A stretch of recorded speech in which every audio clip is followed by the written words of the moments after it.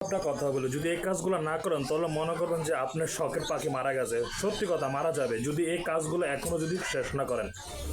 পরে আফসোস করতে করতে বলবেন না, সব মারা যাবে যদি ভালো করে এই কাজগুলো না করেন। বন্ধুরা কেমন আছে? আশা করি ভালো আছেন। নতুন আরেকটি ভিডিও নিয়ে হাজির হচ্ছে। সত্যি এটা খুব ইমার্জেন্সি একটি কথা, তো কিছু টিপস দেবো, অবশ্যই ভিডিওটি দেখতে। তো চলো ভিডিওটি শুরু করি। বললাম যে এই কথাগুলো না শুনলে অবশ্যই মারা যাবে। কারণ কি বলি, কয়েকদিন আগে কিন্তু একটা পাখি মারা গেছিল আমার এক পরিচিত একজন খামারে। কেন মারা গেছিল?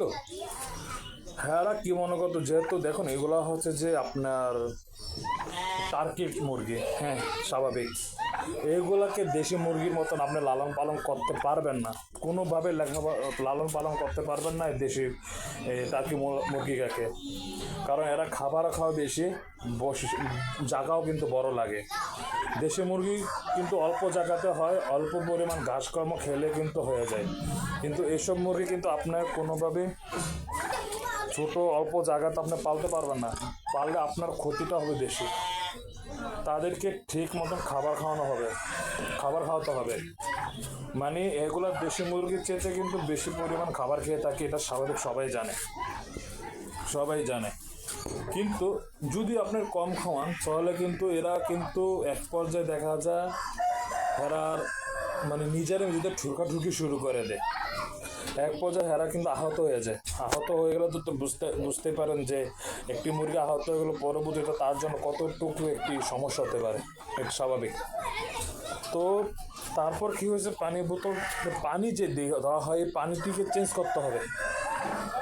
অন্তত পক্ষে একদিনে 3 থেকে 4 বার পানিটিকে আপনার পরিষ্কার করতেই হবে।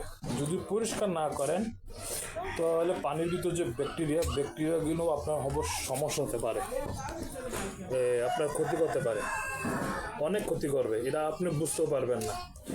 আরে দেখুন এই জায়গা, দেখুন একটা মুরগিগুলো কতটা স্পেস জায়গা, কত বিশাল বড় জায়গা। এইগুলো কিন্তু কম ছোট না। তারপরও আমি রিকমেন্ড করবো যে এটা অনেক ছোট। কেন আমি এটা বলবো এটা অনেক ছোট? কারণ বহুত সমস্যা দেখা যায়। কারণ এই জন্য দেখো, তারা চলতে ফিরতে যদি তারা বিশাল বড় জায়গা না পায় তাহলে তারা চলে ফিরে খুব কষ্ট পাবে, চলতে পারবে না, ফিরতে পারবে না। বুঝতে পারছেন? তারা কিন্তু ওইদিকে একটা ডিম রয়েছে, দেখুন 2টা ডিম রয়েছে, দেখুন তারা কিন্তু এখন সুস্থ রয়েছে। জায়গাটা দেখুন, জায়গাটা কিন্তু বিশাল বড়। এরকম জায়গা খুবই প্রয়োজন যে টার্কি মুরগি পালতে হলে। যদি আপনি টার্কি মুরগি পালবেন, যদি জায়গা ছোট হয়, দেশি মুরগির মতন পালেন, তাহলে আপনি এমন একটা লসের সম্মুখে পড়বেন যে কখনো পর পড়বেন না, এরকম শূন্যতায়। তারা কিন্তু এইভাবে কিন্তু নিজে ঠোকাঠুকি করার কারণে কিন্তু এক অপরকে আক্রমণ করাতে কিন্তু তারা মারা যায়। আর বিশেষ করে এসব মুরগি কিন্তু ঠোঁটগুলোকে আপনাকে কেটে দিতে হবে। যদি ঠোঁটগুলোকে না কাটেন তাহলে কিন্তু ওরা অল্প দিনে কিন্তু মারা যাবে, স্বাভাবিক, অল্প দিনে মারা যায় এরা ঠোকাঠুকি করার কারণে। তো আমি আপনাদেরকে সবচেয়ে বেস্ট যেটা বলবো, ধরেন আপনি সকালবেলা খাবার দিলেন, খাবারটা দেওয়ার পর তো পানি তো অবশ্যই দিবেন। অবশ্যই কিন্তু পানিটা যেটা শীতকাল, অবশ্য হালকা কুসুম গরমটা যেটা কুসুম গরম যেটা ওইটাকে দিতে হবে। যদি ওইটা দেন তাহলে আপনার জন্য ভালো, আর যদি না দেন তাও সমস্যা নেই। কিন্তু খাবারটা দিবেন তাহলে আপনি যখন সূর্যটা উঠবে, মানে একটু কুয়াশাটা কাটবে, একটু ঠান্ডাটা কাটবে, তখনই খাবারটা দিবেন। এর আগে কিন্তু খাবারটা দিবেন না বা পানিটা দিবেন না, তাহলে কিন্তু ঠান্ডা লাগার সম্ভাবনাটা কিন্তু অনেক বেশি বেড়ে যায়। আর আপনারা তো আগে পর্বতে দেখেছিলাম যে কয়টার সাথে কয়টা পুরুষ মুরগি দিতে হবে, এগুলো দিতে হবে। ওইগুলা যেভাবে কেটেছে এইভাবে কেটে থাকুক, যেভাবে আপনাকে রিকমেন্ড করেছিলাম ওইভাবে থাকুক। কিন্তু আপনার কিন্তু জায়গাটা কিন্তু একটু বড় করবেন সর্বপ্রথম, আর রাখবেন, দেশি মুরগির মতো পালার চেষ্টা করবেন না।